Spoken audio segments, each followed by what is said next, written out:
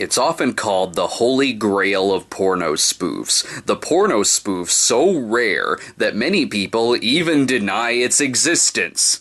And let it be known that that is the only thing it has in common with the Holy Grail, whereas the real Holy Grail can give you eternal life. This Holy Grail is more likely to make this happen to you.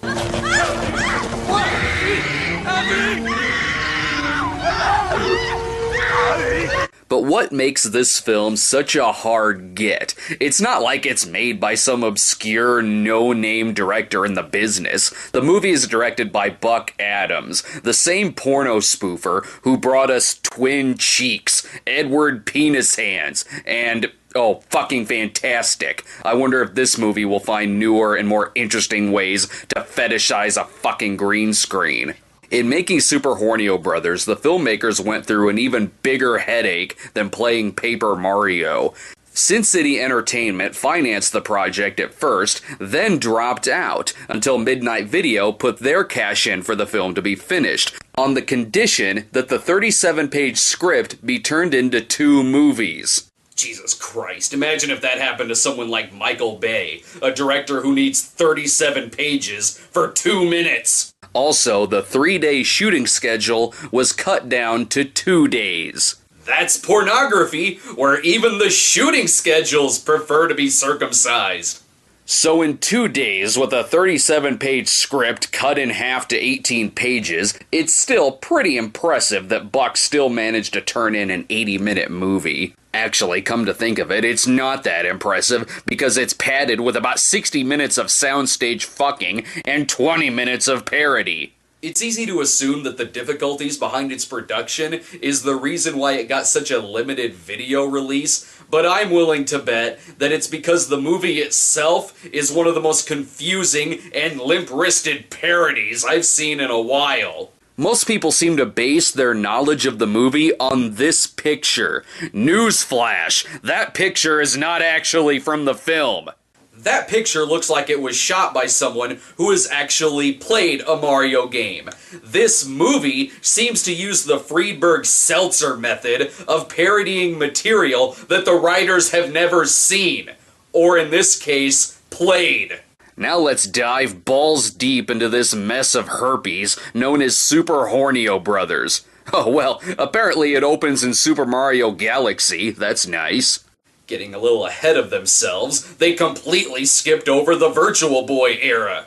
You know a movie is in it for the art when the writer's name is literally Cash. We first meet the Hornio brothers as they sit at the computer of Squeegee Hornio. No, you think that's bad? It gets worse. This guy here, the Luigi guy, he isn't Squeegee. Ron Jeremy is Squeegee, the name that rhymes with Luigi. And this not John Leguizamo guy here, his name is Ornio. They mixed up the names of the fucking main characters. You took the easiest casting ever, Ron Jeremy as Porno Mario, and fucked it up. You already fucked it up. Right up the ass. And what's with the name Squeegee anyway? Is that some sort of sex term that I'm unfamiliar with? Let me guess. The squeegee. Having a quickie on someone's car window in the middle of traffic, and then forcing the driver to pay you and your partner once you've finished. Time to put in a call to the Urban Dictionary. Squeegee tells his brother about a new computer game he has created, and how it has begun to infect his dreams.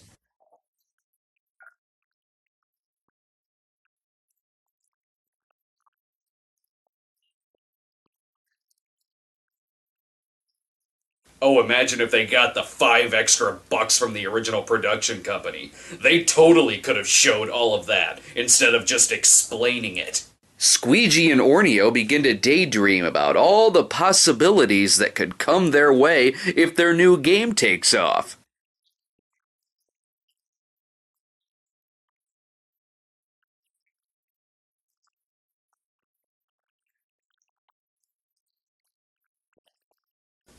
Spoken like a true gamer. But before any of that can happen, the two of them are magically sucked inside of their computer. Yeah, because the first time I played Super Mario Bros., the first thing I thought to myself was, gee, this sure is a ripoff of Tron. Even with royally twisting around the character names, the movie doesn't even make good use out of golden opportunities for sound effects parodying.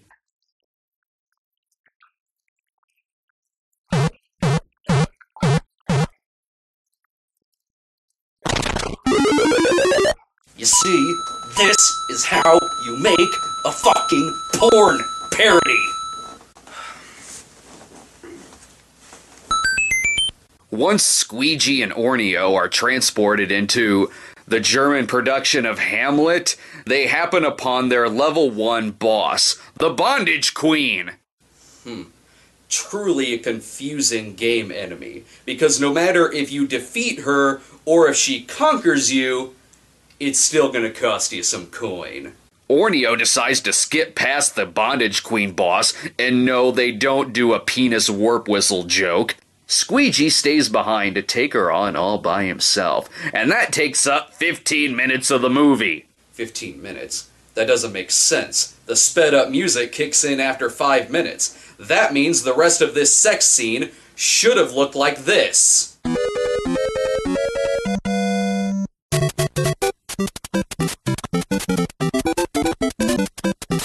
Meanwhile, Ornio flies through the Johnny Mnemonic game and meets up with, a homeless man they probably pulled off the street for this movie.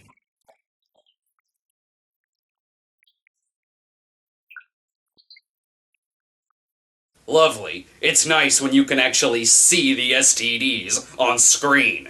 The walking chlamydia here is actually a computer virus. Great, I sure hope my Avast can take care of gonorrhea.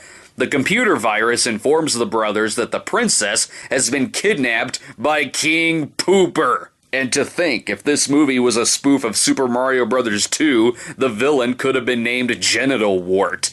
To clear up any confusion and to specifically date the movie, Squeegee tells the virus where the Hornio brothers have come from.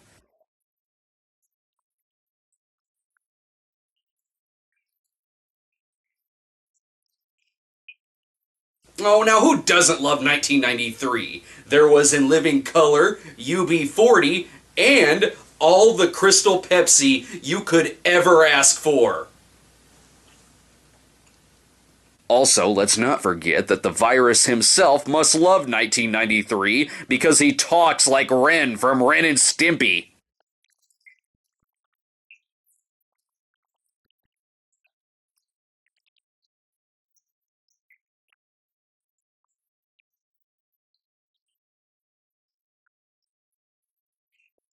Why was that necessary? That's like making a Sopranos porno and then hiring a Yogi Bear impersonator. This is our villain, right here. King Pooper dresses like a German expressionist and cackles like the Wicked Witch of the West. You know, like King Koopa?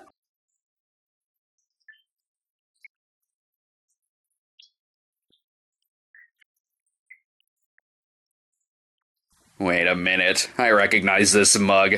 Let me just add this and one of these, a little of this. Fuck me, it's Beaver.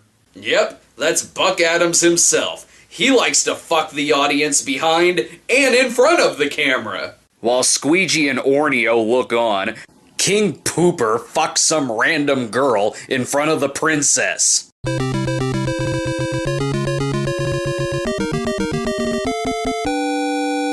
The princess, however, gets some tough interrogating from, I'm sorry, who is this guy? Bob? Bob? As in Bob-omb? Oh, that's nice. I take it the princess's vagina is gonna explode now? I'm almost surprised there's no Toad in the movie, since any of the actors' dicks clearly could have doubled for it. Squeegee and Ornio make their way to the next enemy, the Spider Boss!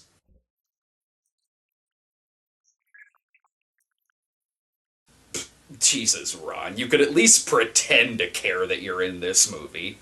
Oh well. Even when Ron Jeremy half-asses a performance, it still makes me feel inadequate. Our heroes make it past the Spider Boss by making the two villains fuck each other? Well shit, I've never tried that strategy before. If only I could get the Hammer Brothers to fuck each other with their own tools, then I could easily get the music box from the treasure chest!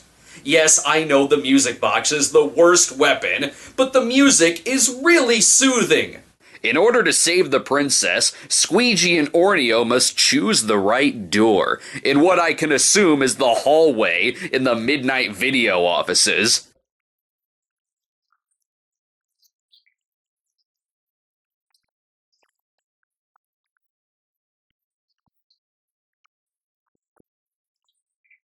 Ah, yes, that's when you know you're watching a porno from the early 90s, when it has a reference to the LA riots. While Squeegee goes off to finally defeat King Pooper, Ornio stays behind to, pad out the film some more. Although this could explain why Luigi wasn't at the very end of the original Super Mario Bros., he was too busy fucking a Cheep Cheep. Also, this is the perfect opportunity for me to throw in a premature ejaculation joke.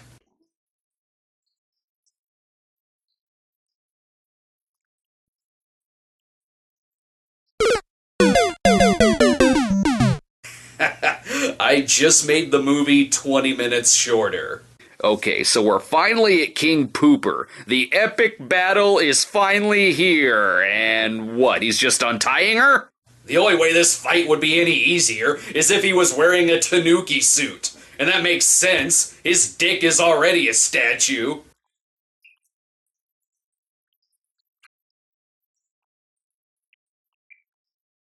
Ugh, King Pooper is the worst Adam Sandler character ever. Squeegee and the princess are saved by Ornio, who pushes Pooper into a child's pool of hot lava, I'm assuming. Ornio and the princess are transported back to the real world while, oh no, the biggest enemy rears its head, the cliffhanger ending. At least this movie one-ups the actual Super Mario Bros. Movie in that they both have cliffhanger endings, but only this one actually has a sequel. And I can only assume that part 2 is just some Japanese porno with Squeegee and Ornio's voices dubbed into it. What a way to make us wait for Super Hornio Bros., the Lost Orgasms. Alright, I'm fucking tapped out on the Mario references. Folks, we finally got another Super Mario Bros. In theaters, which means they need to make another adult parody. I'm back to taking a second look at Super Hornio Bros., since the original review can only stay on the archive site. Oh, but it's like visiting old friends, or, well, I don't know about that. Something about this movie makes it more awkward to watch now than it did when I originally reviewed it in 2010. Ah, that's it, the continuity error, where it turns out Ron Jeremy was actually Bowser this whole time. Super Hornio Bros. Is almost an urban legend that isn't, in that it spent a lot of years with people debating its existence, and even now I'll still stumble across some threads or some comments where people are wondering if it's real or surprised that it's real. It was a famous parody due to its casting of Jeremy as Mario, but also little seen, as circulation of it stopped when Nintendo apparently bought the rights so they could keep it hidden. There's plenty of legends here, though, such as director Buck Adams, who also directed Beaver and Buttface, and written by Mark Cushman, Academy Award-winning writer of Swingin' in the Rain, My Bear Lady, and of course Sex Trek. The look of it is more so a parody of the Super Mario Bros. Super Show, where in the film, two computer programmers, like Mario and Luigi, two plumbers. Anyway, they end up inside of a computer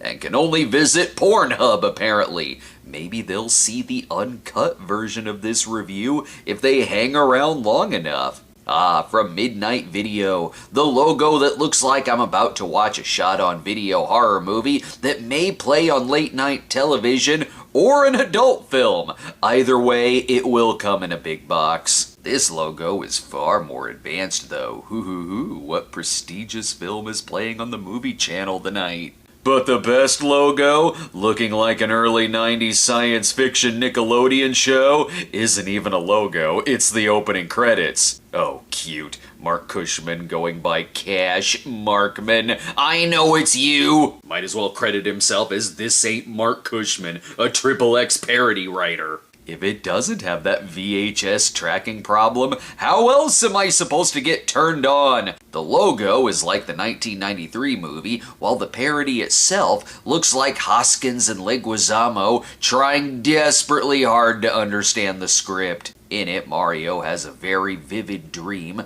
about a game he's been making on the computer. Things like the Boxing Monster, or the Pooper King, the kid who wants to take over the whole world. Mario, stop eating a whole pizza before you go to sleep. You're gonna have weird dreams. Oh, did I say Mario? I meant Hornio. Oops, not even that. His name is Squeegee Hornio, and the Luigi equivalent is Ornio Hornio. I think you mixed up the names. One sounds like a parody of the other character. You had one job, movie. I guess. As long as the chemistry is still there. Something like you said about Hornio is that we are true blue and we are parts of gold. I cherish the lines here that I can actually understand, given the 8th generation VHS this is. There needs to be a remastered version so I can hear the dialogue of Super Hornio Brothers.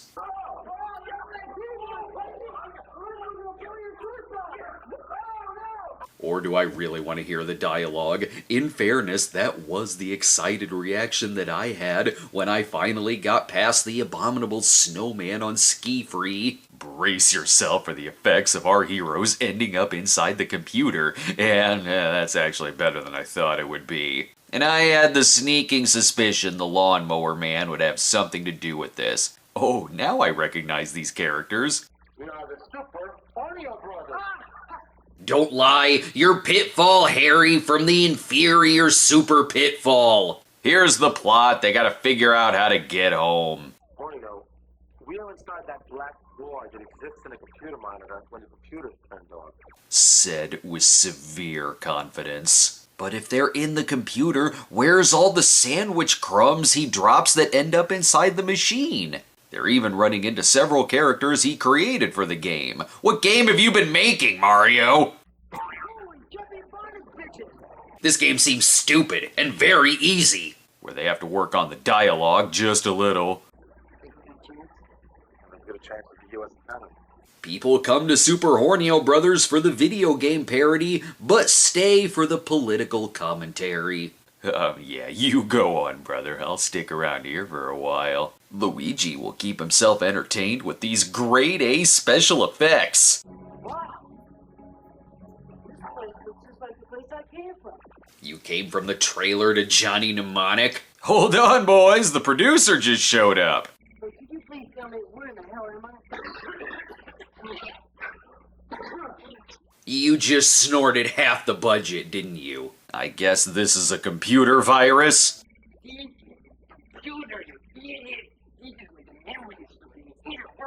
Who was obviously told this would be a Ren and Stimpy parody, but it was too late to switch to another acting mode. It's always great when you can see the editing on screen. But for the most part, I just kind of gun up the computer works.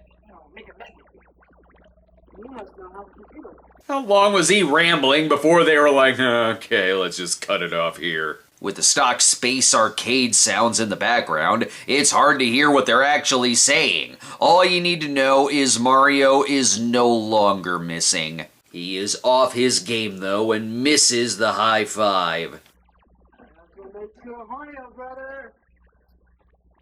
We don't have the budget to shoot that again. We need the virus to become a Wayne's World parody now.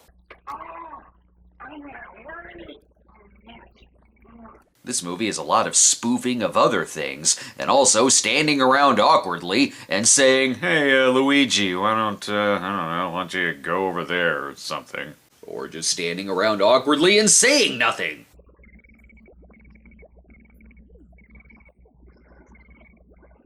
Release the Buck Adams cut. And when we come back, it doesn't really matter what level we're in. The whole movie is Pipeland. Stop by your Nintendo dealer today. When it comes to value, don't forget Super Nintendo Super Set.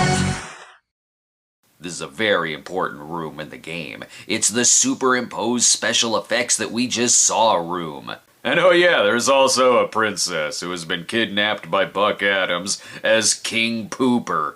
That's King Pooper. He's evil, isn't he? Ugh, he's not gonna crap on anyone, is he?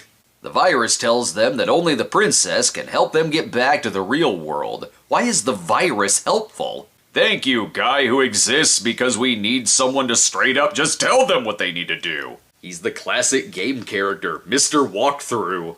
They don't even have to try at this game. All they do is watch King Pooper do his thing, while Luigi literally just stands and watches with the sandwich. Ah, there's the breadcrumbs. They'll be done soon enough. He's been waiting a whole 20-minute sex scene to say that line. This series is 2 movies worth of padding. Now Mario heads in the background to eat a sandwich. Yes, it's easier to just call them Mario and Luigi. If I called them Squeegee and Ornio, you'd think I was talking about the wrong character. Oh, and I guess she's rescued by Dry Bones now. Are Mario and Luigi even necessary to this story? Oh, and this is Princess Perlina, played by Chelsea Lynx. She was in Lovin' Spoonfuls 4, part of the phase of porno homages to the classic 60s rock band, and less dark than Hot Summer in the City. This here character is named Bob, like Bob-omb, I guess. Bob. It's almost as silly a name as Squeegee. Hey, you leave the jokes to me and don't make fun of these sophisticated names. Now seriously, where in the hell is King Pooper? When I am at the control of the world, people like you will crawl at my feet. That's what's gonna happen. And why is he doing an impression of Toad from the Super Mario Bros. Super Show? Can we get Harvey Atkin from Visiting Hours back in here to voice Pooper? Even Mario seems like he's screaming critiques at the movie. Damn! I lost transmission. Let's just use the Game Genie to magically turn this into the 1993 theatrical movie. At least that one played Walk the Dinosaur. Wait, they don't need the Game Genie? They have the virus! Go down here to the left, and see the spider web, you turn, and go through door number 1, 2, or 3. Now, if you'll excuse me, I must leave to play the photojournalist in the Apocalypse Now parody. Wrong Dennis Hopper movie, ass! Personally, I can't even top the references this movie makes. But these other characters are responding to me as Muammar Gaddafi.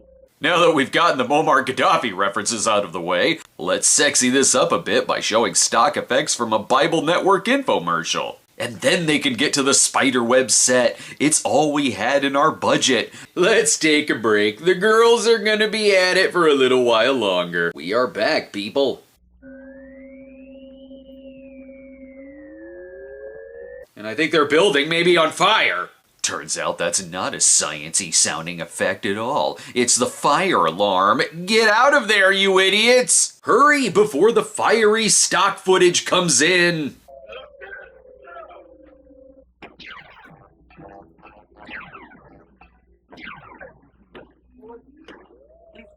Topical. It was the social commentary that got this movie its multiple award nominations.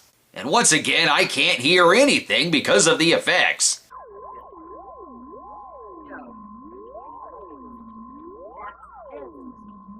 Damn it, turn the sound effects down. How am I supposed to know if they're friends or not? Finally, we see what happens when members of a Devo music video meet the members of a Whitesnake video. I don't know what's going on here. All I know is I'm afraid as to what in the hell ped crossing means. Oh, pedestrian crossing. Right. Okay, he's gonna walk on her vagina now. They are really into catching our 2 heroes. Getting away. Oh, let him go. We're with the handsome one anyway. Ornio was played by TT Boy, whatever that stands for. I'm sure it involves Toadsworth and Game Boy. The music is telling me things are getting spicy.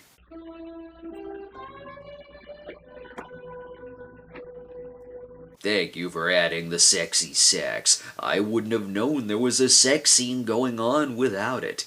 Thanks, ladies. That was fun. Anyway, I'm gonna piss on that fire hydrant now. Oh, wait, were we supposed to capture him or something? He's getting away.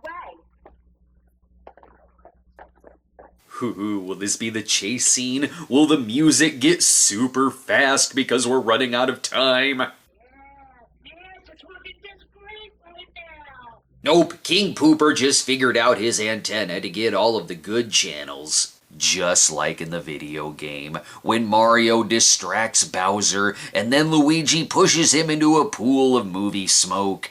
You have a big video, brother. Nobody needs King Pooper. You'll be back in the sequel, or it could be someone else. Wait, I really hope there's not a villain in a porno named Wart. Hey, no time for that. Unless Mario was the one she was interested in, then there'd be plenty of time. He actually looks annoyed that this is only the first part. We've been here.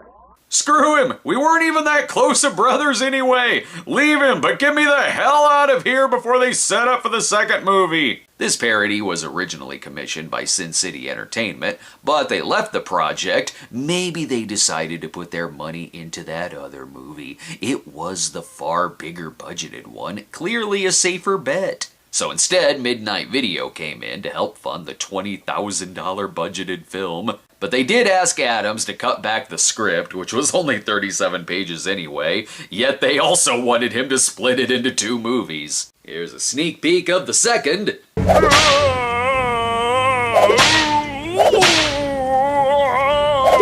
The context will be provided later. And I'm sure all the writing and planning happened right here in this office, where the more plants there are, the more it's a movie office. Anyway, Earth, the end. Here's all the characters you know and love, where Squeegee and Hornio had the worst agents because they're the last ones billed. And don't forget to call the Nintendo hotline at the end. Are you going late? I'll go mine. And that's great. Just tell me the right goddamn pathway in World 7-4. And that was certainly a movie that felt like a parody on a public access channel, mixed in with sex scenes still hidden under a mattress after 30 years. How can I be aroused when the jokes are so dated? Hey, if the new Super Mario Bros. Movie does well, maybe it'll get a sequel, and I can review Super Hornio Bros. 2 when that comes out. Or I'll review it again when I need an easy week and to cut together an uncut version. But check out our archive site at thecinemasnob.com, where you can see more Snob episodes, some naughty and others not so naughty. See you next time.